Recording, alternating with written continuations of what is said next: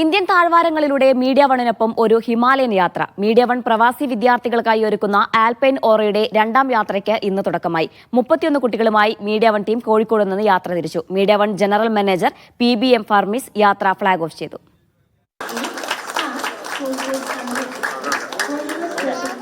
Media one chief broadcast journalist Mujeeb റഹ്മാന്റെ നേതൃത്വത്തിലാണ് Kozhikode railway സ്റ്റേഷനിൽ നിന്ന് സംഘം യാത്ര തിരിച്ചത്. വിവിധ ഗൾഫ് രാജ്യങ്ങളിൽ നിന്നുള്ള വിദ്യാർത്ഥികളാണ് യാത്രയിൽ മീഡിയ വണിനൊപ്പം കൂടിയത്. കുട്ടികളെ സംബന്ധിച്ചിടത്തോളം ഒരു വലിയ അനുഭവമാണ്.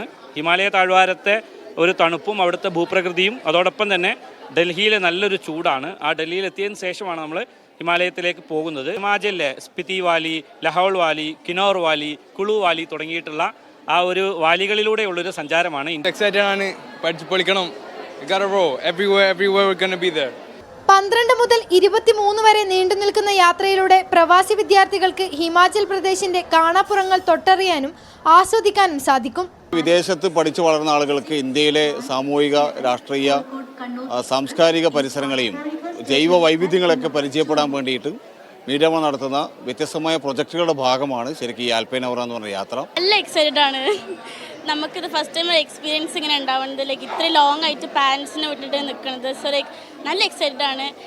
മക്കളെ ഇനിയൊരു അവർ ഖത്തർ പ്രവാസികളാണല്ലോ, അപ്പോൾ ഇനി ഇന്ത്യയെ തൊട്ടറിഞ്ഞ് കണ്ടറിഞ്ഞ് ഒരു പുതിയ കുഞ്ഞുങ്ങളെ ഞങ്ങൾ പ്രതീക്ഷിക്കുന്നു മീഡിയ വണ്ണിൽ നിന്ന്. കഴിഞ്ഞ വർഷത്തെ ആൽപൈൻ ഓറ യാത്രയും മികച്ച വിജയമായിരുന്നു.